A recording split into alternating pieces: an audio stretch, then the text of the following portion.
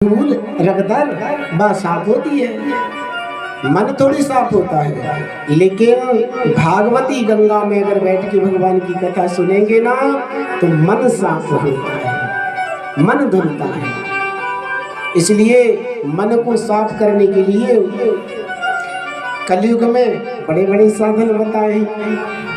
और जब हम कलयुग में भगवान का पूजन करेंगे, और ये बात हम नहीं कहते, ये बात आप लोग रामचरितमानस पढ़ते हैं, उसमें भी तुलसीदास जी लिखते, क्या लिख रहे हैं? अरे कलयुग केवल नाम आधारा, कलयुग केवल नाम आधारा, कलयुग केवल नाम आधारा, कलयुग केवल नाम आधारा, सुमर सुमरे करे वो सही कन्हैया, सुमर सुमरे करे वो तेरी तारा।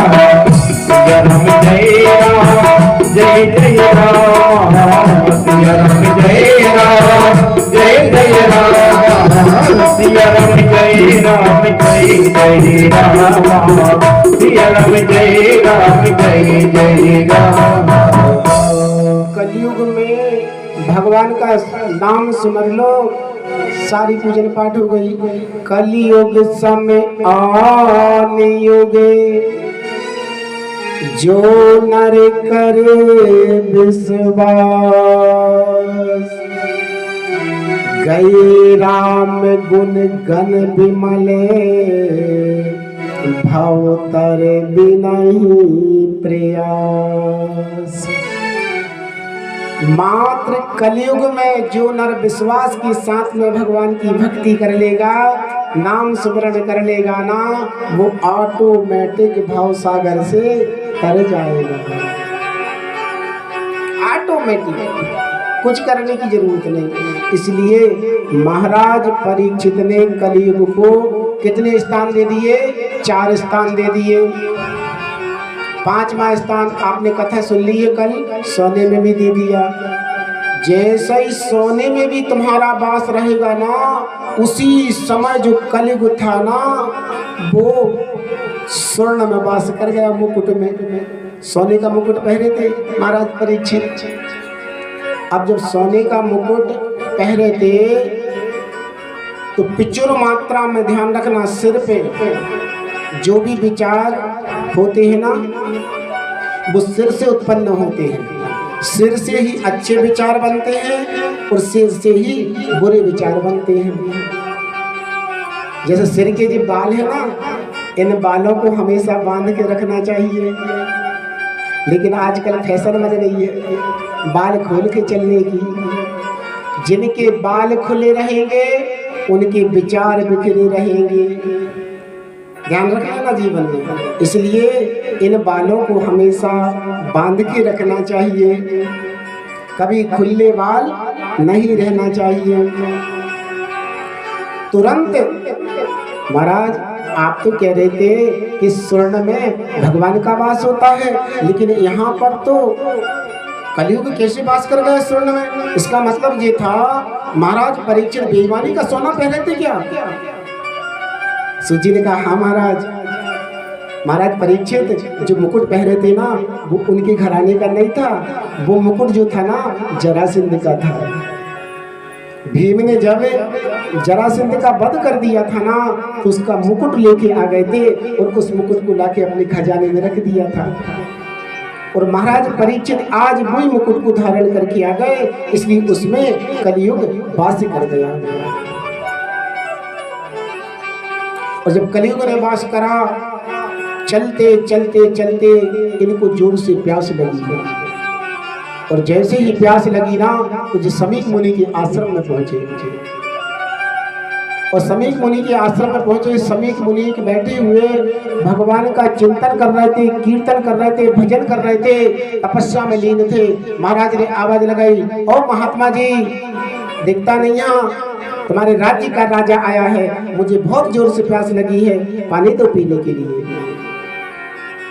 महाराज जी तो बैठे हैं, हरि शरणम का जाप कर रहे हैं, सुनता नहीं है मेरी आवाज। जानता नहीं। हाँ, अब देखो महाराज परीक्षित के शब्द बदल गए। कलयुग के बैठने से महाराज परीक्षित के आज शब्द बदल गए। सुनता नहीं। हाँ, बहरा है क्या?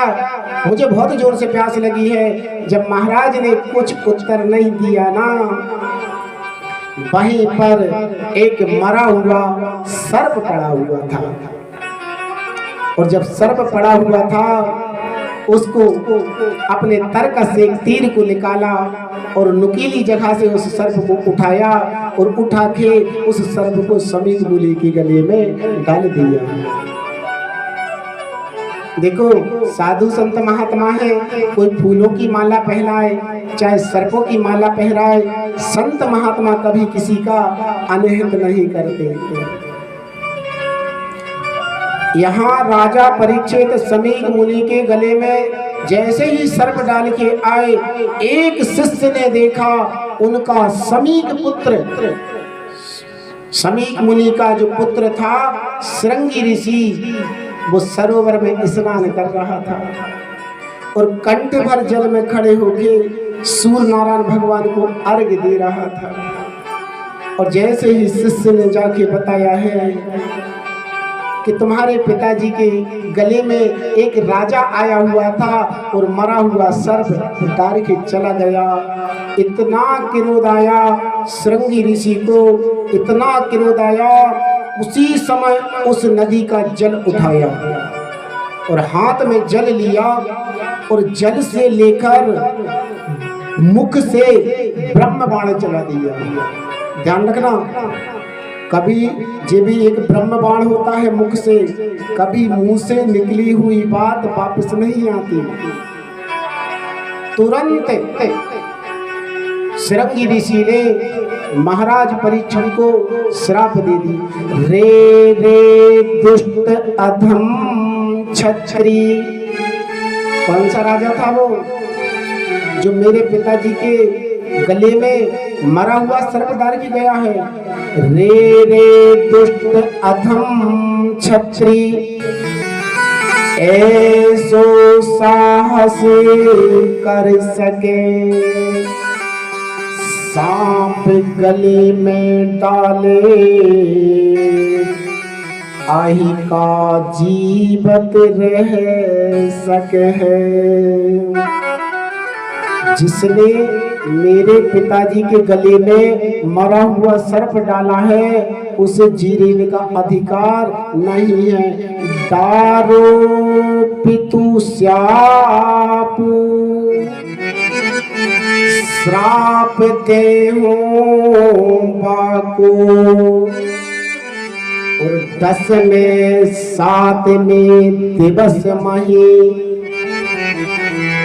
उस राजा के लिए श्राप देते हैं कि 10 से 7 में दिवस मही तक्षके ताको।